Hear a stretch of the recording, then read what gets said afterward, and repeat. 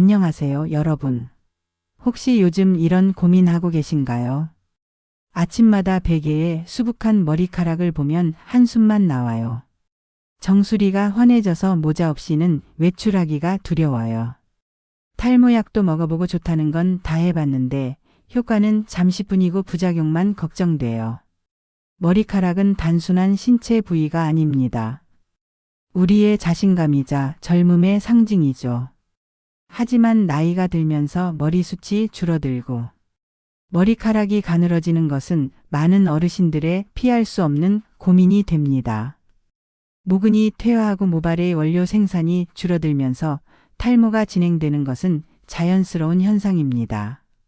심하면 우울증까지 유발할 수 있는 심각한 문제이기도 하죠. 많은 분들이 탈모약을 복용하거나 비싼 시술을 받지만 효과는 미미하고 성욕 감퇴, 발기부전, 두통, 위장 장애 같은 부작용에 대한 걱정 때문에 망설이거나 중단하는 경우가 많습니다.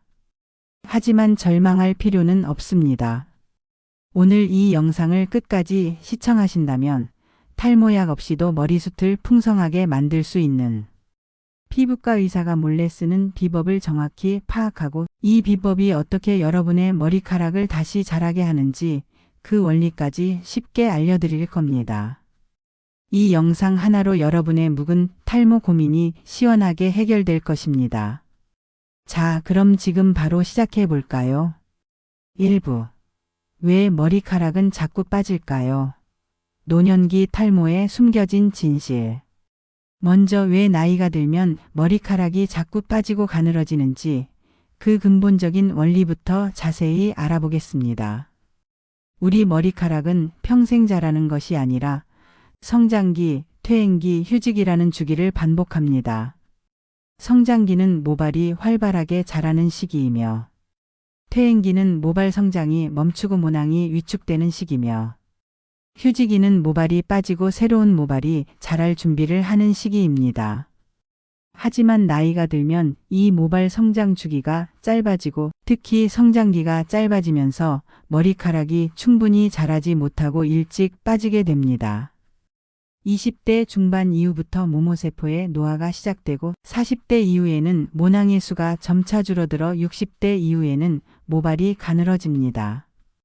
여성의 경우 폐경기 전후로 머리카락이 가늘어지거나 빠지기 쉬운데 이러한 변화도 노화의 과정입니다. 노인성 탈모의 가장 중요한 원인 중 하나는 바로 혈관 노화입니다.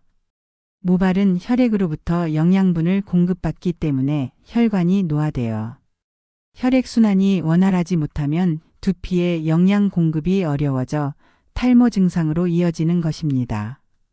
모세혈관에 활성산소가 많아지는 것도 탈모를 진행시키는 원인이 됩니다. 제가 아는 60대 김미영 씨도 그랬습니다. 50대 후반부터 머리숱이 눈에 띄게 줄어들기 시작하셨다고 해요. 특히 정수리 부분이 휑해져서 거울 보기가 싫어졌고 외출할 때마다 모자를 쓰는 것이 습관이 되셨다고 합니다. 좋다는 샴푸도 써보고 비싼 영양제도 먹어봤지만 큰 효과를 보지 못해 좌절하셨다고 해요. 결국 노년기 탈모는 단순히 머리카락이 빠지는 것을 넘어 우리의 자신감과 삶의 질에 큰 영향을 미칩니다. 하지만 희망은 있습니다. 올바른 관리와 특별한 비법으로 머리숱을 풍성하게 만들 수 있기 때문입니다.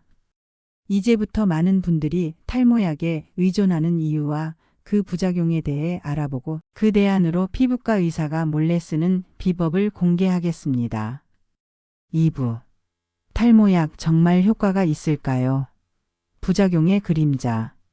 탈모로 고민하는 많은 분들이 가장 먼저 찾는 것이 바로 탈모약입니다. 하지만 탈모약은 정말 효과적일까요? 그리고 부작용은 없을까요? 탈모 치료제는 크게 바르는 약과 먹는 약으로 나뉩니다. 이 약들은 모발 성장을 촉진하거나 탈모를 유발하는 호르몬의 작용을 억제하여 탈모 진행을 늦추고 발모를 돕는 효과가 있습니다. 하지만 탈모약은 다음과 같은 부작용을 유발할 수 있습니다. 성욕 감퇴, 발기부전, 사정장애 등 특히 남성형 탈모 치료제에서 흔하게 나타나는 부작용입니다. 두통, 소화기계 부작용도 나타날 수 있으며 다양한 성기능 관련 부작용이 보고됩니다. 제가 아는 40대 이진우 씨는 탈모 때문에 스트레스가 심해 탈모약을 복용하기 시작했습니다. 처음에는 머리숱이 조금 늘어나는 것 같아 기뻤지만 얼마 지나지 않아 성욕 감퇴와 무기력증을 겪기 시작하셨다고 합니다. 결국 약 복용을 중단할 수밖에 없었고 탈모는 나아졌지만 삶의 활력을 잃었다며 후회하셨죠. 이처럼 탈모약은 효과가 있을 수 있지만 부작용에 대한 부담이 큰 것이 사실입니다. 그렇다면 약 없이도 머리숱을 풍성하게 만들 수 있는 방법은 없을까요? 이제부터 피부과 의사가 몰래 쓰는 비법 이것을 공개하겠습니다. 3부 피부과 의사의 몰래 쓰는 비법 로즈마리 오일 공개. 자, 이제 여러분의 탈모 고민을 싹 사라지게 할 피부과 의사의 몰래 쓰는 비법을 공개할 시간입니다. 그 주인공은 바로 로즈마리 오일입니다. 로즈마리 오일이 탈모에 좋다고? 의아해 하실 수도 있습니다. 하지만 로즈마리 오일은 최근 모발 건강을 증진하는 효능 덕분에 많은 관심을 끌고 있으며 과학적으로도 그 효과가 입증되고 있습니다. 놀랍게도 로즈마리 오일은 탈모 치료제인 미녹시딜만큼 효과가 좋다는 연구 결과가 있습니다. 한 연구에서는 남성형 또는 여성형 탈모를 치료하는 로즈마리 오일의 효능을 조사했는데 로즈마리 오일을 6개월 동안 사용한 사람은 2% 미녹시딜 사용자와 비교하여 비슷한 수준으로 모발 성장이 촉진된 것으로 나타났습니다. 게다가 로즈마리 에센셜 오일을 사용한 사람은 미녹시딜 사용자에 비해 두피 가려움증이 적었다고 합니다. 그렇다면 로즈마리 오일이 어떻게 머리카락을 풍성하게 만드는 걸까요? 로즈마리 오일에 함유된 카르노스산은 활성산소로부터 세포를 보호하고 혈액순환을 원활하게 합니다. 이는 모낭으로 가는 혈액 공급을 증가시켜 모발 성장을 촉진합니다. 혈액순환이 좋지 않으면 모낭으로 흐르는 혈류가 부족해져 모낭이 죽고 탈모가 생길 수 있기 때문입니다. 또 로즈마리 오일은 모낭을 막는 박테리아를 없애 모발 성장을 위한 최적의 환경을 만듭니다. 로즈마리가 나타내는 자연적인 항염 특성도 모발 건강에 도움이 될 수 있습니다. 제가 아는 60대 김영숙 씨는 탈모약 부작용 때문에 고민이 많으셨습니다. 약을 끊고 자연적인 방법을 찾던 중 제가 로즈마리 오일을 권해드렸죠. 김영숙 씨는 매일 아침 저녁으로 로즈마리 오일을 두피에 바르고 마사지 하셨습니다. 3개월 후 놀랍게도 정수리 부분이 빽빽해지고 머리카락이 굵어졌다고 합니다. 정말 기적 같아요. 약 없이도 이렇게 머리숱이 풍성해질 수 있다니 라며 활짝 웃으셨죠. 그렇다면 로즈마리 오일 어떻게 사용해야 효과적일까요? 로즈마리 오일은 올바르게 사용해야 효과를 볼 수 있습니다. 잘못 사용하면 오히려 탈모를 유발할 수 있으므로 주의해야 합니다. 가장 중요한 것은 로즈마리 단일 성분의 에센셜 오일을 선택해야 한다는 것입니다. 그리고 로즈마리 오일은 그냥 바르기보다는 정제된 방법으로 사용하는 게 효과가 더 좋아요. 절대로 단독으로 로즈마리 오일을 두피에 바르지 마세요. 민감한 두피를 가진 분들을 위해 반드시 캐리어 오일과 해석해서 사용해야 해요. 로즈마리 오일 3방울과 코코넛 오일 1큰술을 섞어 두피에 바르고 부드럽게 마사지해 보세요.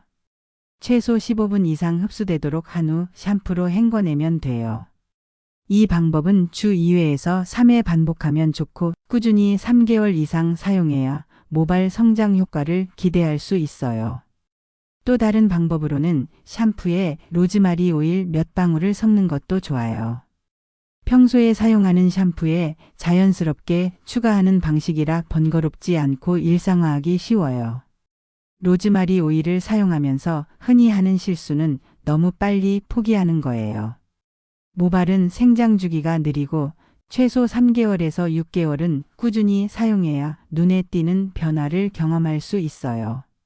미국 피부과학회에 따르면 발모 치료 효과를 평가할 때는 6개월 단위로 추적 관찰하는 것이 일반적이라고 해요. 단기간 효과를 기대하기보다는 장기적 두피 건강 관리라는 마음가짐이 필요해요. 그리고 주의할 점은 임산부, 수유부, 지루성 두피염이나 건선을 앓고 있는 분은 사용 전 반드시 전문의와 상담하셔야 해요. 아무리 천연이라도 모든 사람에게 안전하진 않아요. 드물게 알레르기 반응을 일으킬 수 있으니 처음 사용할 때는 소량만 테스트해보고 사용하는 것이 좋습니다. 4부. 머리숱 풍성. 탈모 예방 통합 솔루션. 로즈마리 오일이 탈모 해결의 핵심이지만 여기에 몇 가지 습관을 더하면 시너지 효과를 내어 더욱 풍성하고 건강한 머리숱을 가질 수 있습니다. 첫 번째로 머리카락을 위한 영양식단을 먹는 것입니다. 탈모 예방의 기초는 바로 영양학적인 관리에서 시작됩니다. 모발이 잘 자라게 하려면 단백질과 비타민이 많이 함유된 음식을 먹어야 합니다. 검은 콩은 모발 성장에 필요한 시스테인 성분과 비타민 E, 불포화 지방산이 들어있어 두피에 필요한 영양 성분을 공급해 줍니다. 달걀은 단백질과 비타민 B군에 속하는 비오틴 성분이 풍부해서 탈모와 지루피 부염에도 좋습니다. 견과류에는 머리카락 건강에 좋은 미네랄과 셀레늄이 들어 있습니다. 연어에는 오메가3 지방산, 비타민 B12, 철분이 들어있는 단백질 음식으로 탈모 예방에 도움을 줍니다.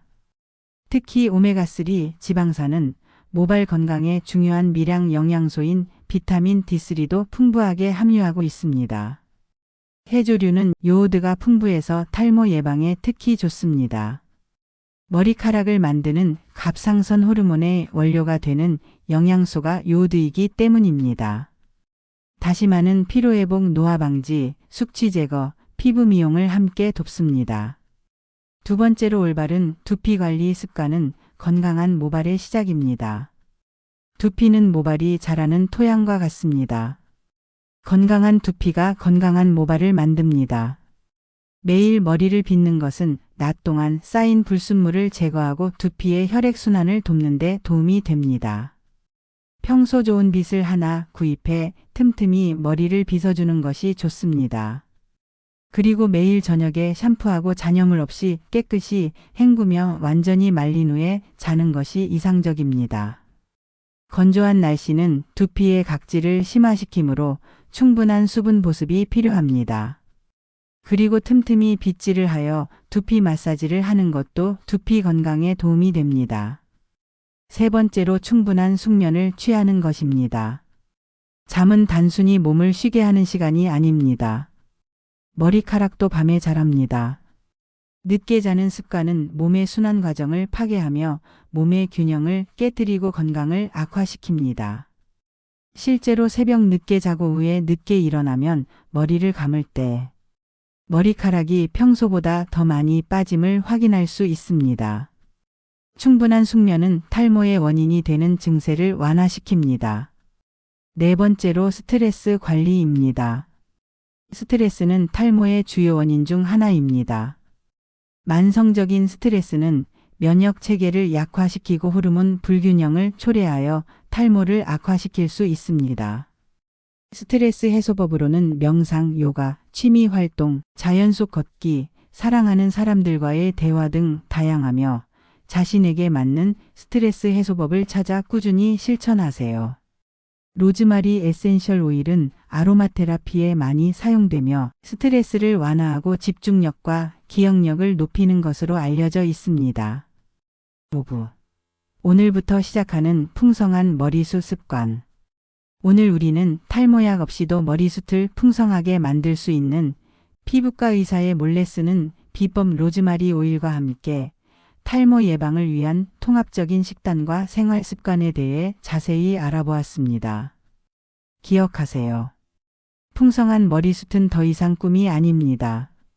매일의 작은 습관들이 모여 여러분의 모발을 건강하게 만들고 자신감을 되찾아 줄 것입니다. 오늘 배운 내용을 바탕으로 여러분의 생활 습관을 점검하고 작은 변화부터 시작해 보세요. 로즈마리 오일을 꾸준히 바르고 머리카락에 좋은 영양 식단을 즐기며 올바른 두피 관리 습관을 들이고 충분한 숙면과 스트레스 관리까지 더해진다면 금상첨화겠죠. 탈모약 끊고 이것만 발랐더니 머리숱이 풍성해졌어요.